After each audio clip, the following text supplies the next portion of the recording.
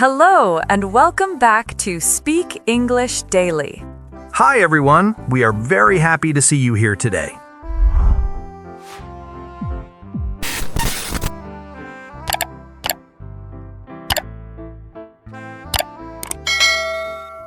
Hello, everyone. Before we start, take a second to subscribe to the channel and like this episode because it really helps us reach more English learners who need calm, real conversations like this. Yes, thank you for being here with us today. We know your time matters, and we appreciate that you chose to spend a part of your day listening and practicing English with us. Today's topic is how to enjoy speaking English instead of fearing it. I like how you said that, because there really is this quiet fear that many English learners carry, and sometimes they don't even fully understand where it comes from. It shows up when someone tries to speak and suddenly their heart starts beating faster, or their voice sounds small, and they feel like everyone is watching them, even if nobody actually is. That's the funny part. When we speak a second language, we imagine the whole world is judging our grammar, our pronunciation, our speed, our accent. But here's the thing. Most people don't care about those things. They're just listening to understand you and to connect with you. Right, but fear doesn't care about logic. Fear is emotional. It feels real even when the situation isn't dangerous. And in language learning, that fear often comes from embarrassment. Learners don't want to sound stupid or childish or incorrect, so they freeze or avoid speaking completely. Let's pause for a moment and explain a few words that are important here, because learners hear them all the time. Embarrassed means you feel uncomfortable because you think you did something wrong or awkward. For example, if you say a word incorrectly and people laugh, you might feel embarrassed. Awkward means a situation feels strange or uncomfortable, like you don't know what to do or say. For example, if someone asks you a question in English and you don't know how to answer, you might feel awkward for a second. And nervous means your body feels tense because you're worried about something. A lot of learners feel nervous before speaking English to strangers, or in class, or in meetings. Now here's a phrase learners can use to talk about this fear. I get nervous when I speak English because I'm afraid of making mistakes. Another useful phrase. Sometimes I freeze because I don't know the right words. Those are great because they give learners a way to describe how they feel instead of hiding it. And when you can name what you're feeling, it often becomes less scary. Let's make this real with a story. When I was learning French, I had this moment in a bakery in Paris. I wanted to buy bread, and I had practiced the sentence so many times, but when it was my turn, my brain suddenly stopped working. I knew the sentence. I had literally practiced it for days. But when the lady looked at me and asked what I wanted, everything disappeared from my brain, like someone deleted the file. Oh no! What did you do? I just pointed at the bread like a quiet little mouse and said the most basic thing ever, like, "Bread, please," and then paid and got out of there as fast as I could. It wasn't dangerous, but it felt intense, like my heart was racing. That's the thing. Language fear rarely comes from real danger. It comes from imagined judgment. And it's not only with beginners. Even intermediate learners feel it, especially when they're speaking with native speakers or in formal situations. I want to give learners a vocabulary phrase for this. When you freeze, it means your brain stops working for a moment and you can't speak. This can happen when someone asks a question too quickly or when you're afraid of making a mistake. Here's a question for listeners. Have you ever frozen while speaking English, even though you knew what to say?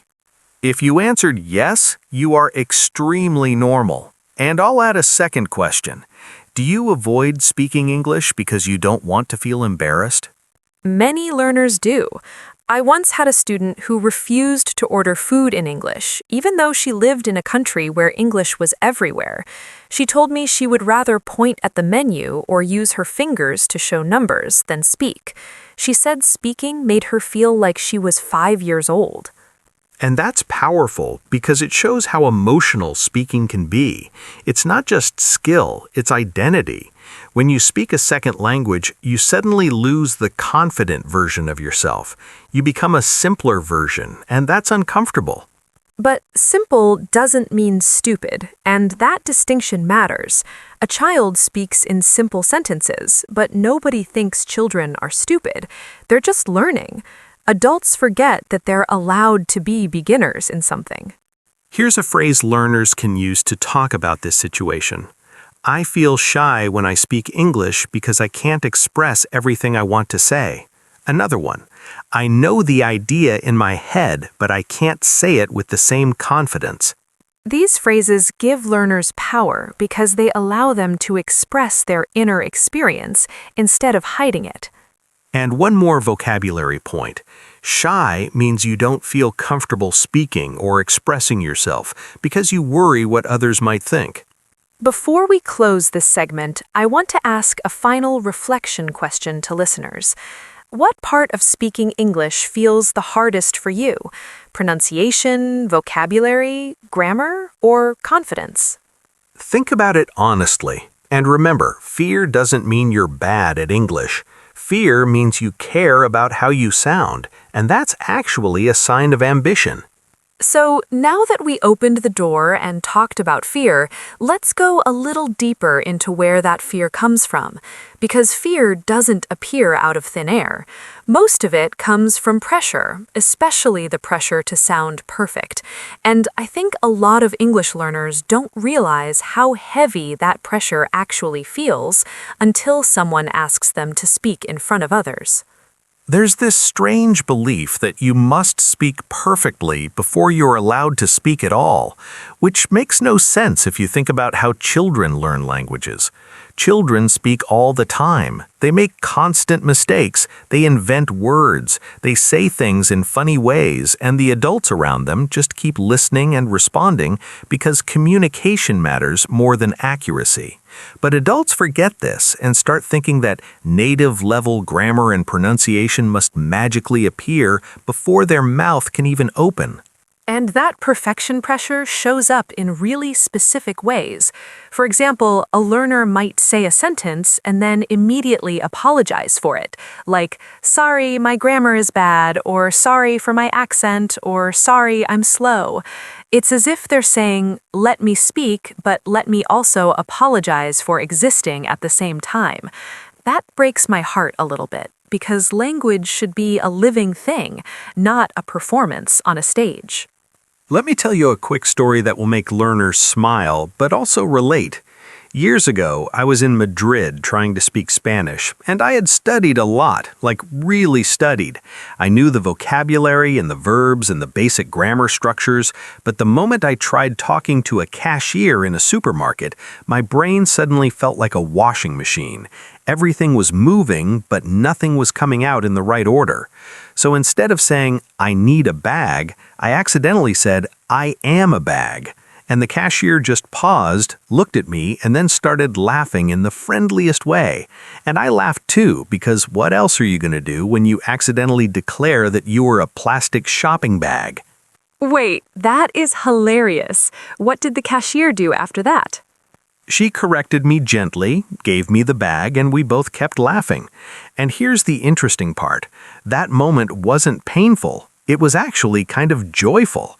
I made a mistake, but I didn't die. Nobody yelled at me, and the world continued turning. In fact, that moment helped my confidence because I survived embarrassment and realized it wasn't as dangerous as my fear made it seem. This is such a good example for learners. Because fear often tells you that people will judge you or laugh at you in a mean way or think you're stupid. But in reality, most people actually find language mistakes charming, funny, or brave. They know you're trying, they know it's not your first language, and they often appreciate the effort. Let's give learners a few helpful phrases they can imitate when they talk about perfection pressure. They can say, "I worry about making mistakes when I speak." Or, "Sometimes I want to speak, but I'm afraid people will judge me." And one more, "I know my grammar isn't perfect yet, but I'm trying." That last one is powerful because trying deserves respect. Let's also explain perfectionism because it's a big concept. Perfectionism means you refuse to do something unless you can do it without any mistakes. For language learning, this is dangerous because you will never speak if you wait for perfection, since perfection only comes from practice. I want to ask listeners a question right here. Do you wait until a sentence feels perfect in your mind before you say it out loud? Because a lot of learners do that. They try to prepare the entire sentence in their brain first, and while they're doing that, the other person has already moved on to another topic. And that creates another awkward situation, because by the time the learner finally produces the sentence, the moment has passed and they feel embarrassed again. So they decide to avoid speaking next time, and the cycle continues. Fear, silence, regret, fear again. Let's add some vocabulary here. Judge means to form a negative opinion about someone. For example, I don't want people to judge my accent.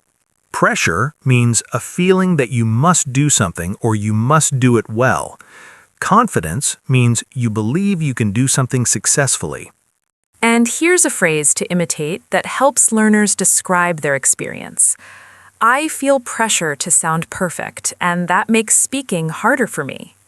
Another phrase they can use is, I understand English, but speaking is difficult because I need more confidence.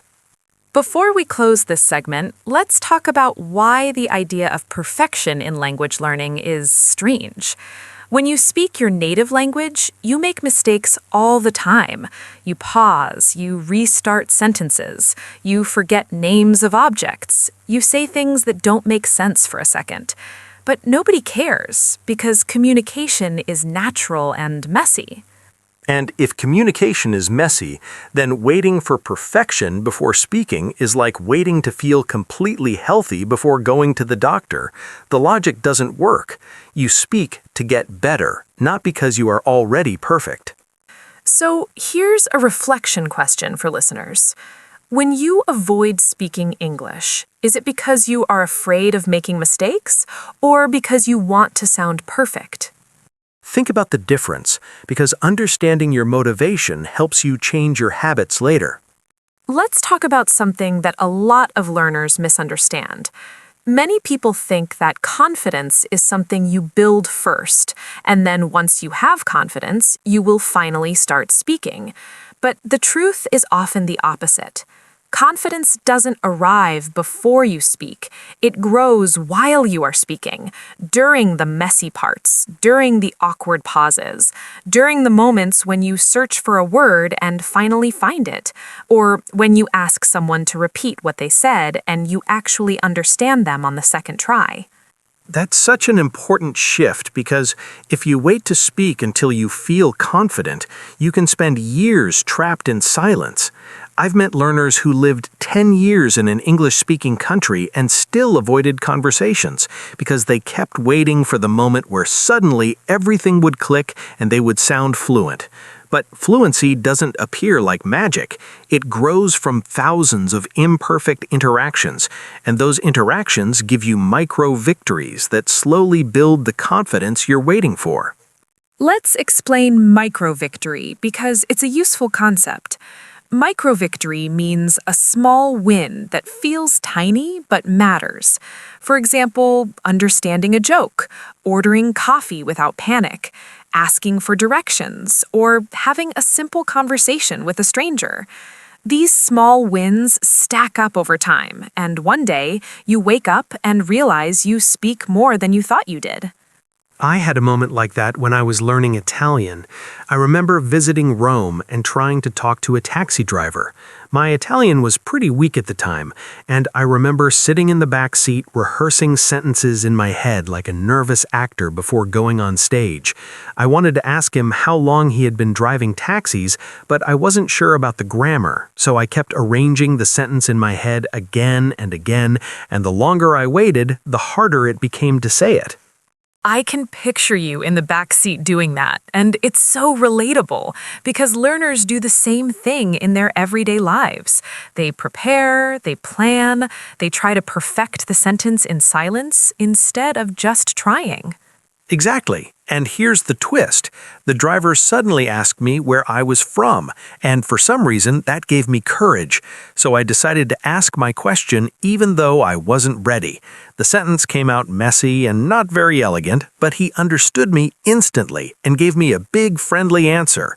And that moment gave me so much confidence because I realized I didn't need perfect grammar to connect with another human being. And that's the emotional part of language learning that people don't talk about enough. Human connection is what gives speaking its soul. Nobody remembers the grammar rules they used in a conversation, but they remember the feeling of being understood and of understanding someone else. Let's give learners a few vocabulary points here. Confident means you believe you can do something. Practice means repeating something to improve it, and progress means moving forward or getting better over time. And here are some phrases learners can imitate. My confidence grows when I speak, even if I make mistakes. Or, I can express myself better when I stop worrying about perfection. Or another one, I speak to learn, not because I already know everything. That last one hits hard because a lot of learners don't realize that speaking is part of the learning process, not the final result of learning. It's like thinking you must be good at swimming before you get in the water. The water is where you learn to swim. The conversation is where you learn to speak. Let's talk about another common situation learners face. Sometimes people say, I understand English, but I can't speak. And this is incredibly common. The brain has two different skills: input, which is listening and reading, and output, which is speaking and writing. Many learners have strong input but weak output because they never practice speaking. They absorb English silently for years, like a sponge that never gets squeezed. I love that comparison because squeezing the sponge is where the water comes out, and speaking is squeezing the sponge. You have all this vocabulary and grammar stored, but if you never speak, it stays locked in your head where no one can hear it. And guess what? The more you squeeze, the easier it becomes, and the more water comes out. Let's ask listeners a personal question. How often do you actually speak English out loud during your week? Not listening to English, not reading it, but speaking it with your mouth. A lot of learners will say almost never, and that's not a criticism, it's just the reality. But here's where the confidence myth shows up again. Learners think they must be ready to speak before they speak, but being ready is something you become through repetition. You gain courage from the act, not before the act. And here's another emotional reality. When you speak more, you stop seeing your mistakes as failures and start seeing them as information. If you say something and someone doesn't understand you, that's useful information. If you mispronounce a word and someone corrects you, that's useful information. If you say a phrase and it works perfectly, that's also useful information. Let's give learners a few helpful imitation phrases for asking for clarification, because this is a big part of real conversations. Could you repeat that, please? Or, what does that word mean? Or, can you say it more slowly? These phrases help learners stay inside the conversation instead of running away from it. It gives them power, and power builds confidence. One last reflection question for listeners before we end this segment. Do you wait to feel confident before speaking, or do you speak and let the confidence grow afterward? Think about that honestly, because the answer can completely change your relationship with English.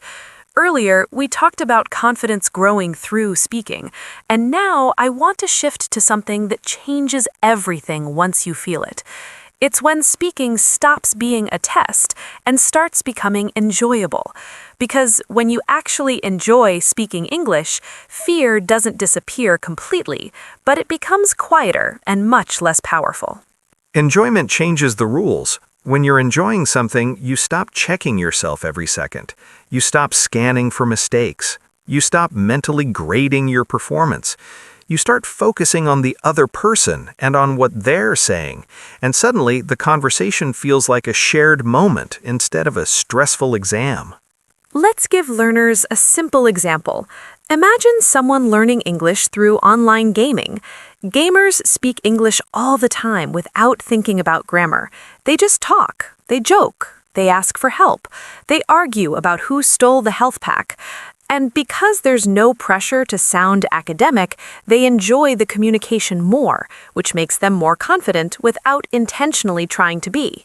I had a student who joined a baking group on Discord, and she told me that she learned more English by talking about cakes and frosting than from any textbook she ever used. She said she stopped thinking of English as this big, difficult subject and started seeing it as a tool to talk about something she actually liked. And when that shift happened, her speaking improved faster because she looked forward to using English. That's an important emotional distinction. When you look forward to something, your brain becomes relaxed and curious instead of defensive and scared. Curiosity is a better teacher than fear, always. And the funny thing is, enjoyment often arrives naturally when you're talking about something that matters to you or makes you happy. Let's add a few phrases learners can imitate to make conversations feel smoother and friendlier. These are small phrases native speakers use to keep conversations alive. That's interesting. Really? Tell me more. Or, oh, I didn't know that. I never thought about it that way. These small reactions make conversations feel human, and learners often forget that reacting is part of speaking too. Speaking isn't only delivering perfect sentences, it's also showing that you're present and engaged. I want to give learners vocabulary for the emotional side. Enjoy means you feel pleasure or happiness from something. Relaxed means you are calm and not tense. Curious means you want to know more or learn more. Here's a question for listeners. When was the last time you enjoyed speaking English even a little? Maybe you laughed or felt proud or noticed that someone understood you quickly. And if you can't remember a moment like that, it doesn't mean you're doing something wrong. It might just mean you've been practicing in environments that focus on correctness instead of connection. And connection is where the joy lives. So here's another phrase learners can use to make enjoyment a priority.